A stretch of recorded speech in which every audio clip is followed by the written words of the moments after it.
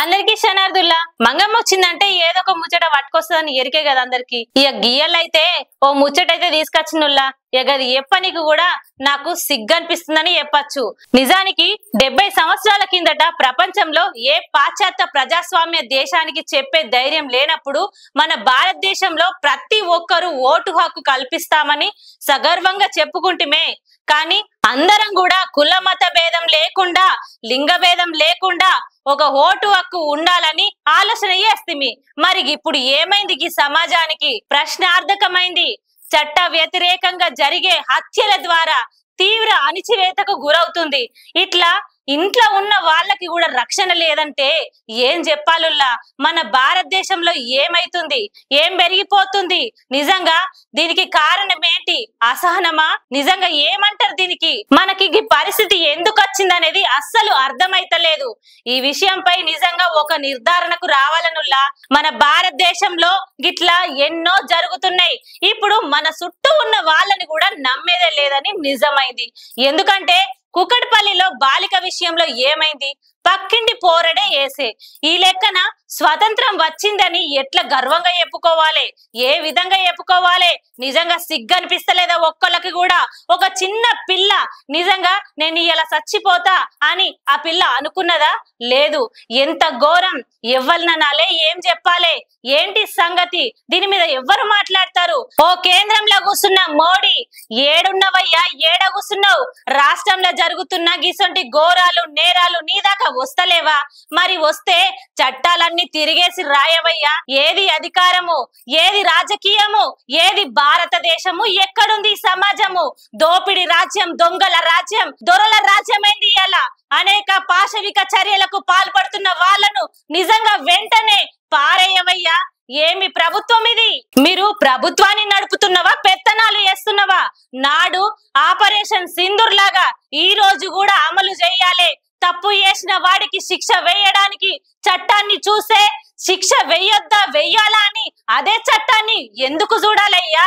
ప్రతి ఒక్కరికి కూడా ఒకటే చట్టము. పెద్దోడా చిన్నోడా చూసేదే లేదు. చిన్న పిల్లని అమానుషంగా కత్తిపోట్లతో నరికిన వాడిని ఏ చట్టం చూస్తుందయ్యా? ఎందుకు చూస్తుంది?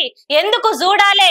వాడిని జైల్లో పెట్టి మరి 4 పూటల తిండి పెట్టి ఎందుకు మేపాలయ్యా? ఈ రోజు మైనర్ బాలుడని చట్టాన్ని విరుద్ధంగా చేయొద్దని ఆలోచన రావద్దని ఈ నిర్ణయం చెప్తున్నారు ప్రతి ఒక్కళ్ళు. ఇలా చట్టాలను చూసుకుంటూ పోతే కొన్ని నేరాలకు అస్సలు తీర్పు ఉండట్లేదు.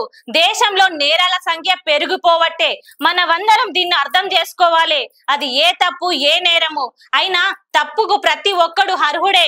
స్వతంత్ర భారతదేశాన్ని స్వాతంత్ర పోరాట కాలం నుంచి ఇలాంటివి వస్తూనే ఉన్నాయి.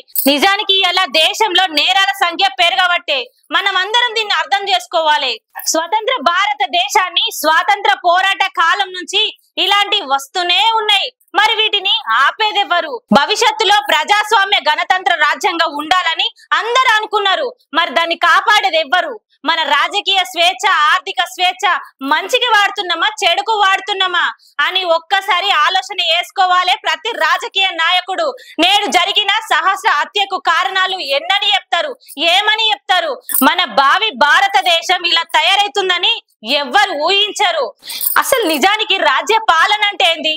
నా రాజ్యంలో చెడు జరగడానికి లేదు అనుకున్న వాడే రాజు. ఆ ఆలోచన లేకుండా పాలన చేసే వాళ్ళు జాతికి వ్యతిరేకులు, ఒక రకంగా నేరస్తులే. ఇట్లా కొంతమంది అయితే అనుకుంటుర్రులా. మరి ఎంత ధైర్యం ఉంటే వాడికి గట్ల వేయాలని అనిపించింది? దురదృష్టవశాత్తు జరిగిన ఘటన యావత్తు ప్రపంచాన్ని కదిలిచ్చింది. ఎన్నో ప్రశ్నలు, ఎన్నో అనుమానాలు, అనేక మందికి పాశవిక చర్యలకు పాల్పడేలా చేస్తుంది. ఇటు కారణాలు ఎవరు? ఏమని చెప్తారు? ఎందుకు చేస్తున్నారని ఆలోచన చేయాలి. ఇక్కడో ఒకటా లేదా రెండా జరిగినవి అనుకోకుండా మళ్ళీ ఇలాంటి హత్యలు జరగకుండా ఇట్లా చేసిన దుర్మార్గులని ఇడిసిపెట్టకుండా చూసుకునే బాధ్యత ప్రతి ప్రభుత్వం మీద ఉంది, ప్రతి రాజకీయ నాయకుడికి ఉంది. మీరందరూ అనుకోవచ్చు ఏమైనా రాజకీయ నాయకుల గురించి మంగమ్మ మాట్లాడుతుందని. కానీ రాజకీయం అంటే రాజ్యంలో ఉన్న ప్రజలను కాపాడే బాధ్యత ప్రతి ఒక్కరికి ఉన్నట్టే కదా. ఢిల్లీ నుంచి గల్లీ దాకా ఏపించుకునే ప్రతి ఒక్క ఓటుకు సమాధానం చెప్పాలి రాజకీయ నాయకుడు. ఎందుకంటే పాలన చేయడానికి నియమితులైరు కాబట్టి. గల్లీలో ఏం జరుగుతుంది, ఢిల్లీలో ఏం జరుగుతుంది, నాడు నేడు నా నియోజకవర్గంలో ఏం జరుగుతుంది ఆలోచించాలి. ఎందుకంటే ఇప్పుడు యువత దాదాపుగా గంజాయికి డ్రగ్స్ కి బాగా బానిసలైపోతురంటే నమ్ముర్రి. ఎక్కడ చూసినా పొగాకు తాగుతూనే ఉంటారు. ఏ టీ పాయింట్ దగ్గర కనిపించినా కూడా ఇలాంటి బ్యాచ్లే ఉంటారు. అయినా ఇలా చిన్న పెద్ద తేడాలు లేకుండా నేరాలు జరిగితే భారతదేశంలో ఏం జరుగుతుందో ఒక్కసారి ఆలోచించండి. కనీసం ఇలాంటివి జరగకుండా ప్రతి ఒక్కరు చూసుకోవాలి. అయినా ఈరోజు జరిగింది రేపు జరగకుండా ఉండాలంటే ఖచ్చితమైన పరిణామాలు తీసుకోవాలి. ఏం చేయాలి, ఎట్లా చేయాలి, ఏ విధంగా ముందుకెళ్ళాలి అనే ఆలోచన ఇప్పుడైనా ప్రతి ఒక్కరు తీసుకోవాలి. ప్రతి అధికారి, ప్రతి రాజకీయ నాయకుడు ముందుకొచ్చి ఈ విషయంలో మాట్లాడాలి. ఎందుకంటే ఇప్పుడు సభ్య సమాజంలో ఏం జరుగుతుందో ఆలోచన లేకుండా ఏవో పథకాలు ఏవో వేసుకొస్తారు. అవసరం లేనివి తీసుకొచ్చి అనవసరమైనవి ముందట వేస్తే గిట్లనే జరుగుతుంది.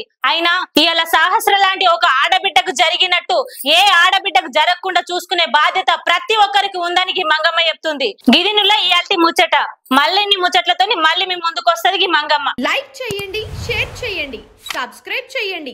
మరిన్ని వీడియోల కోసం బెల్ సింబల్ పై క్లిక్ చేయండి.